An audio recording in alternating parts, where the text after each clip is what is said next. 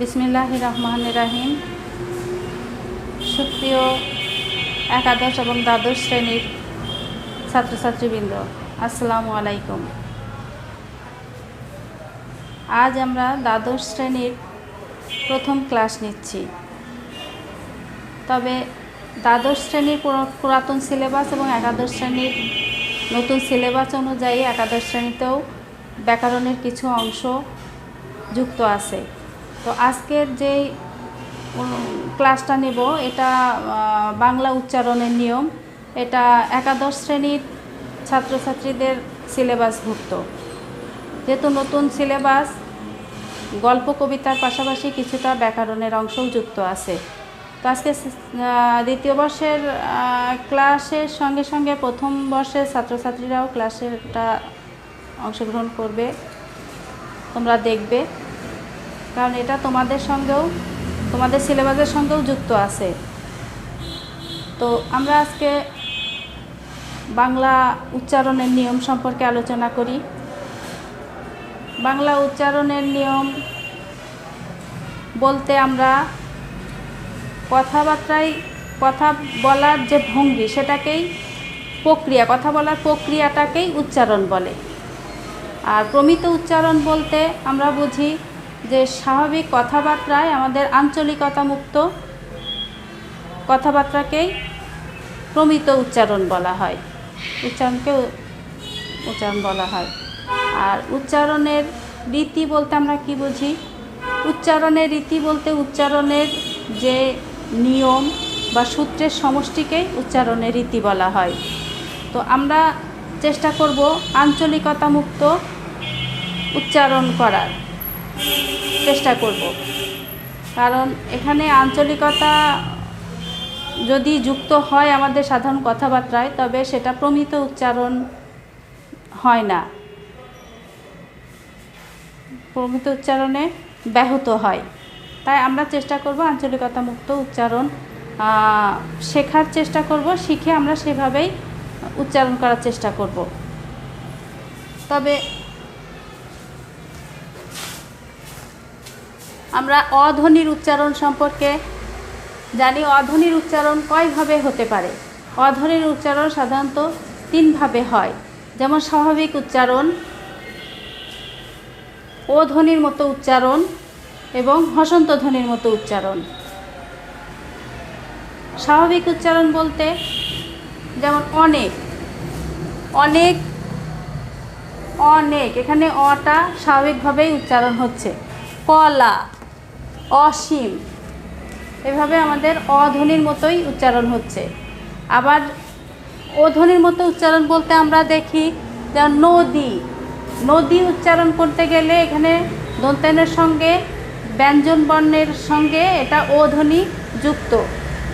যেমন অধ্বনিটা ব্যঞ্জন বর্ণের সঙ্গে যুক্ত, কিন্তু উচ্চারণ করতে গেলে এখানে ও এর মতো শোনা যাচ্ছে। যেমন নদী, দন্তায়নের সঙ্গে অধ্বনিটা যুক্ত, কিন্তু এখানে বলা হচ্ছে ও ধ্বনির মতো উচ্চারণ। যেমন নদী, অরুণ, অতি।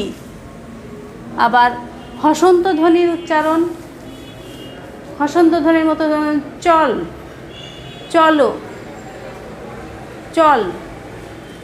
চলটা বলতে চল লয়ের সঙ্গে ও ধ্বনিটা আসে, সেখানে আমরা হসন্তের মতো উচ্চারণ হচ্ছে চল। নাক, জাত, মান ইত্যাদি এভাবে উচ্চারিত হচ্ছে। দ্বিতীয়ত আমরা দেখি উচ্চারণের বৈচিত্র্য। উচ্চারণের বৈচিত্র্য যদি আমরা দেখি, যেখানে ক যোগ উন্তর্য, যেটাকে আমরা ক্ষীয় বলি, তবে এটা উচ্চারণ ক যোগ উন্তর্য উচ্চারণটা আমরা স্বাভাবিক দেখি না। কারণ যদি শব্দের প্রথমে যদি এই ক্ষীয় শব্দ অক্ষরটা যুক্ত হয়, সেখানে আমরা এটা ক্ষয়ের মতো উচ্চারণ করি। যেমন ক্ষমা, ক্ষমা লিখতে গেলে ক্ষীয় লেখা হয় কিন্তু উচ্চারণ হয় ক্ষয়ের মতো, ক্ষমা। আবার যদি এই ক্ষীয়টা মধ্যে এবং শেষে বসে, তাহলে এটা ক ক্ষয়ের মতো শোনা যায়। যেমন বৃক্ষ, বৃক্ষ, এটা ক্ষীয় হয় কিন্তু সেটা আমরা উচ্চারণ করছি ক ও খ, ক খ একসঙ্গে, বৃক্ষ। অক্ষয়। আবার দেখি বর্গের জ এবং ইয় এর উচ্চারণ, বর্গের জ ইয় যুক্ত, এটার একসঙ্গে উচ্চারণ গ গ এর মতো, গয় হসন্ত গয় চন্দ্রবিন্দু এর মতো উচ্চারণ হয়। যেমন বিজ্ঞান, এখানে যুক্ত অক্ষর আসছে বর্গীয় জ এবং ইয়, কিন্তু উচ্চারণ করতে গেলে সেটা গ গ এর মতো শোনা যাচ্ছে, যেমন বিজ্ঞান। অজ্ঞ। আবার ইয় বর্গের জ, ইয় প্লাস বর্গের জ, ইয় প্লাস বর্গের জ এর উচ্চারণ আবার হয় দন্তের ন জ, ন জ এর মতো। ইয় জ উচ্চারণ হচ্ছে ন জ এর মতো। যেমন ব্যঞ্জন। ব্যঞ্জন লিখতে গেলে আমরা ইয় জ লিখছি কিন্তু উচ্চারণ করছি ব্যঞ্জন, দন্তের ন জ, ন জর মতো। অঞ্জন। আবার হয়ের সাথে সংযুক্ত ব্যঞ্জন বর্ণের উচ্চারণের ক্ষেত্রে আমরা দেখি হয়, হ রি, হয় রি, হ প্লাস রি, কিন্তু এই হ ধ্বনির উচ্চারণ করতে গেলে এখানে হ ধ্বনি দোতনা হয়, যেমন হৃদয়, হৃদয়, হৃদয়, হৃৎপিণ্ড। আবার হয় র ফলা, হয় র ফলার ক্ষেত্রে হ আর র এর উচ্চারণ হয় আর এইস এর মতো, যেমন হ্রদ, হ্রদ, রেশা ইত্যাদি। আবার হ যোগ ম, হ যোগ ম এর যুক্ত অক্ষর, এটার উচ্চারণ করতে গেলে আমাদের হয় ম হ এর মতো, যেমন ব্রাহ্মণ, ব্রাহ্মণ লিখতে গেলে আমরা হ যোগ ম লিখি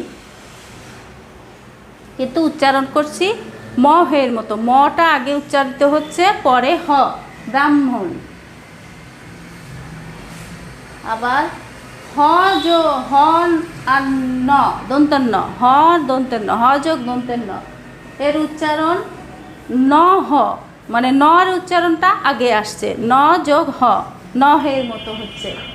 যেমন পূর্বাহ্ন, পূর্বাহ্ন নর উচ্চারণটা আগে আসছে, হটা পরে হচ্ছে। আবার যদি আহ্লাদ, আহ্লাদ লিখি হ যোগ ল, আহ্লাদ, আহ্লাদ লিখতে গেলে এখানে হ যোগ ল হচ্ছে, কিন্তু এখানে ল এর উচ্চারণটা আমাদের আগে আসছে, আহ্লাদ, প্রহ্লাদ প্রভৃতি। যেমন এক্ষেত্রে আবার আমরা এই বানানগুলো মোটামুটি শিখলাম, এটা হয়তো বোর্ডে স্পষ্ট দেখা যাচ্ছে না যেহেতু আমাদের অনলাইন ক্লাস, অনলাইন ক্লাসে নিতে গেলে একটু সমস্যা হচ্ছে, বোর্ডে অত পরিষ্কারভাবে দেখা যাচ্ছে না, তোমরা দেখতে পাচ্ছ না, তবে তোমরা একটু বইটা দেখে নিও। তো যদি অধ্বনির উচ্চারণ আমরা প্রথমেই করলাম, অধ্বনির উচ্চারণ, এখন প্রশ্ন থাকতে পারে অধ্বনির প্রমিত উচ্চারণের 10টি উদাহরণ দাও। সেক্ষেত্রে হয় যদি লিখতে হয় অতি, সেখানে লিখতে হবে শব্দ এবং উচ্চারণ। আমি তোমাদের লিখে দেখাচ্ছি।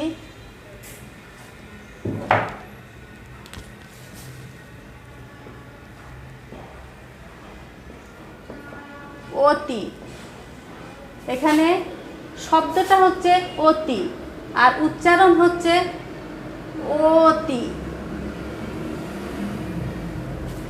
ও উচ্চারণ চলে আসে, অতি।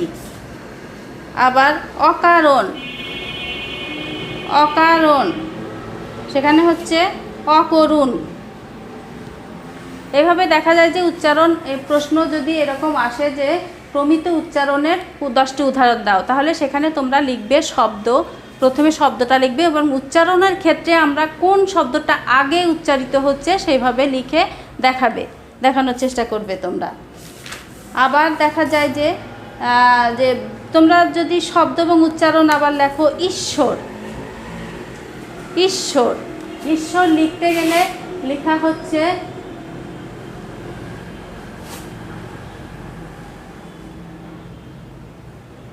তালেবস্যয় বয় র, কিন্তু উচ্চারণ করতে গেলে ঈশ্বর, বয়ের উচ্চারণ হচ্ছে না।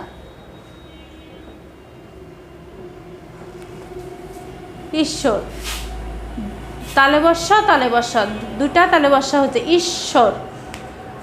তো সেভাবে এভাবে প্রশ্ন থাকতে পারে তোমাদের।